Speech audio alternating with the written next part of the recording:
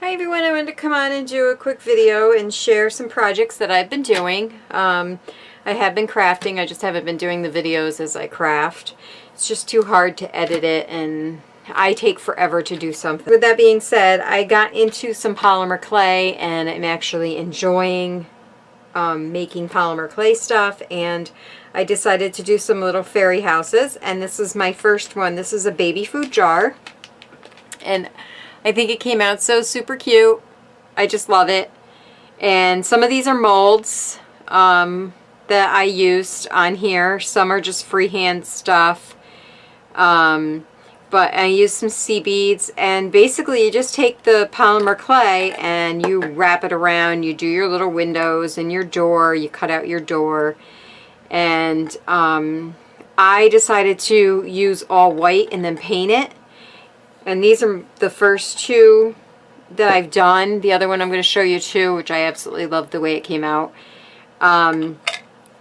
It is very time consuming when you decide to paint it instead of using colored polymer clay to begin with. So just to let you know that. I did put some of those little micro beads on here to make it look like bubbles, you know, under the sea. And I did some pearls under here. But I'll just go around it very slowly so you can see.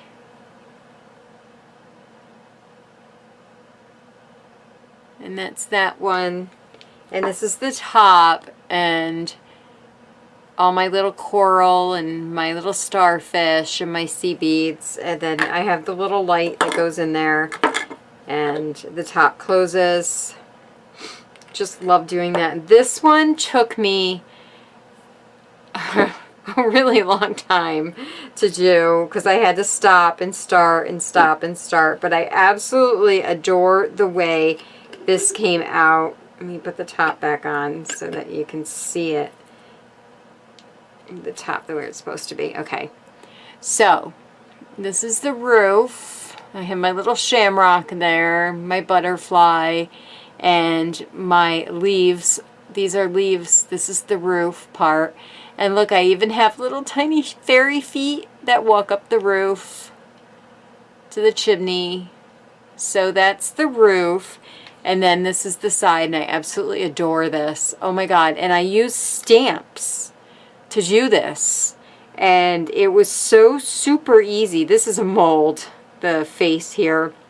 But these are actual stamps that I just stamped out onto the clay. Actually, I covered this first with a piece of white clay, and then I stamped these on other white clay, and I just cut them out and I raised them up by putting clay behind it, yeah, behind it, because you can see how this is like raised, this mushroom.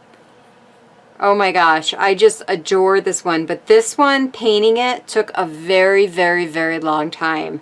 Like, this is a mold, the butterfly, or the bee, I mean. But a lot of these are just, those are the fairy stamps. And I see that I forgot to put a centerpiece in there. But I love the way the mushrooms came out. And then the little fairy has a wand with all these little stars, so that's why I painted the thing black. So I wasn't really going to use this to put a light in there. I still have to varnish it, but I'm waiting until the weather gets warmer so I can use marine varnish. So it stays a lot longer. And then I put a little eye hook in here, and there's a little lantern hanging off the side here. So, and a little ladybug down there. There was a ladybug on here, but he fell off again. He keeps crawling away. But yeah, this is what I've been up to, playing with clay, and I love it. I want to do some clay tiles, but I haven't gotten around to it. So the last project that I've been working on, there's a woman in my husband's the office where my husband works, and she's retiring. So I did a wall hanging for her. And let me just, bounce this out a little bit so you can see. It is like 11 inches. And I'm not sure what it is going across. And what I used, So it's like 8 inches going across. I went to Home Depot because I figured I had this idea, okay? And in my mind, I had this shabby, beautiful, pretty, you know, decoration that she could hang. My husband did tell me that she likes nautical, so I was going to do like a soft baby blue kind of white nautical kind of theme. And yeah, that didn't work. I have those shabby, pretty ideas in my head, but I can't get them out.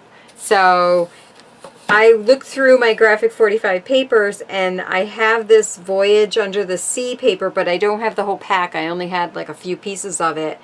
So I decided to use that with this, and I went to Home Depot because I knew what this background needed to be. And I said, well, my husband's really good at getting paint sticks, the mixing paint sticks, these. From them, and you know, there was a time where they'd give you like 10 of them, you know, and I was going to use these, the littler ones, and we walked in and they're now selling them at Home Depot. There's 10 in a pack here, and you get 3 of the large ones for 98 cents. So I was like, okay, well, I guess we'll buy them. I mean, it's only 98 cents, and what I like is it comes with a ruler on it too, which was pretty cool. So I just cut these down on my saw to 11, and then I cut another one. I bought a few packs of them, and I cut another one for the bars, you know, for this going across. And then I just gooped it together with goop and hot glue. So anyways, that's what I did. These look a little smaller than they used to be, but I don't know. But that's what I did for the background. And then I always buy the Oops paints when I go to Home Depot, because I always find that I end up using them. You know, they're like the quart size. I used to buy the really big size, but now I buy the quart size because I can use them in here. And I have a cupboard that has tons of it in there. And I found this color once when I was there, so that's what I used on that. And then I used the paper, of course, for the background, and I distressed it with the walnut ink. I wanted to give it a dark feeling, and I used some cheesecloth, and I colored it with tea dye and some walnut ink to make it some parts dark and some parts light. This is some black moss. Here, let me zoom in on it so you can see it better. This here is some black moss. Let me get my pointer because I do better with the pointer. Until I haven't done videos in a while. This is, see it if it can focus. This is black moss I picked up on clearance at Joann's a while ago, and I says, oh well, I'll use that one day. Let me just keep it in my stash. So I did. And then these are seashells that I've had from the beach. You know, I have this jar of seashells that I just keep. And actually, this thing was filled to the top, and this is how much I've used of it on projects here and there. So I put some seashells over here. And this was in the $1.50 bins. There was 2 sizes in the pack at Michael's, and they were on clearance for 50 cents. This was a while back, so I bought those, and look, I've used it. I just colored them, and I put some chain here to go from the anchor up to these gears. And then I made some clay pieces. These are all the fish and the starfish are all clay pieces that I made. This seaweed is all clay that I made. And these urchins, these sea urchins, I don't know what they're called, but those are clay. And then all these little balls, they're supposed to be bubbles. They are also clay. And I really, I love doing clay.